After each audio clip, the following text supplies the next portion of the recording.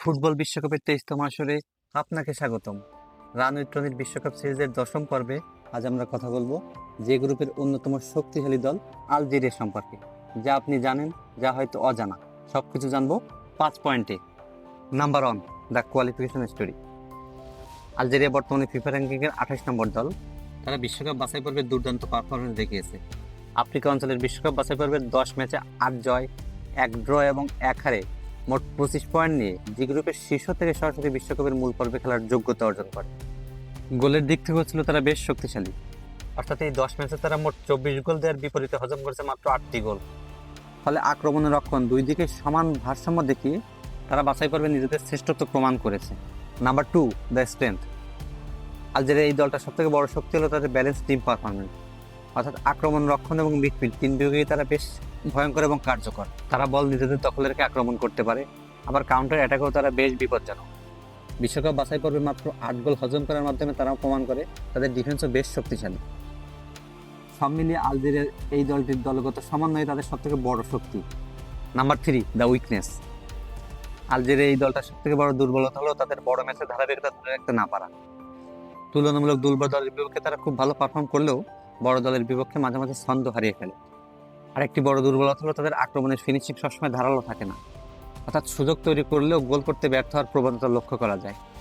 সব মিলিয়ে বড় ম্যাচে স্থিরতা এবং সুযোগ কাজে লাগানোর জায়গাটাই আলজেরিয়ার এই দলটার সবথেকে বড় দুর্বলতা। ফলে বিশ্বকাপের মতো বড় টুর্নামেন্টে এই দুর্বলতা কাটিয়ে ওঠা হবে তাদের জন্য প্রধান challenge. Number 4, the peak moment. Algeria এখন পর্যন্ত 1982, 1986, 2010 এবং 2014 সাল, অর্থাৎ এই 4বার বিশ্বকাপের মূল পর্বে খেলার যোগ্যতা অর্জন করলেও 2014 সালের ব্রাজিল বিশ্বকাপ ছিল তাদের জন্য সেরা সাফল্য। অর্থাৎ এই বিশ্বকাপে তারা প্রথমবারের মতো গ্রুপ স্টেজ পার করে রাউন্ড অফ 16-এ উত্তীর্ণ হয়, যেটা তাদের বিশ্বকাপ ইতিহাসে এখন পর্যন্ত সেরা সাফল্য হিসেবেই ধরা হয়।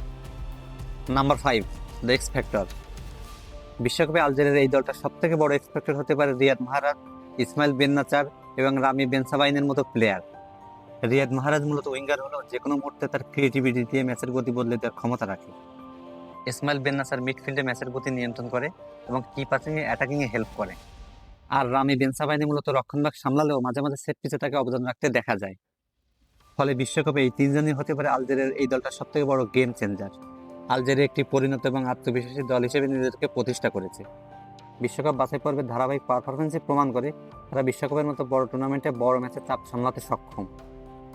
আক্রমণ এবং রক্ষণে ভারসাম্য দেখায় তারা প্রতিপক্ষকে যে কোনো মুহূর্তে কঠিন চ্যালেঞ্জে ফেলতে পারে। পাশাপাশি যে কোনো মুহূর্তে ম্যাচের গতিপথ বদলে দেওয়ার মতো প্লেয়ারও তাদের দলে রয়েছে।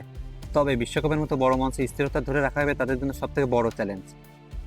সুযোগ নষ্ট না করে শেষ পর্যন্ত লড়াই চালিয়ে যাওয়াই তাদের জন্য সবথেকে গুরুত্বপূর্ণ হবে।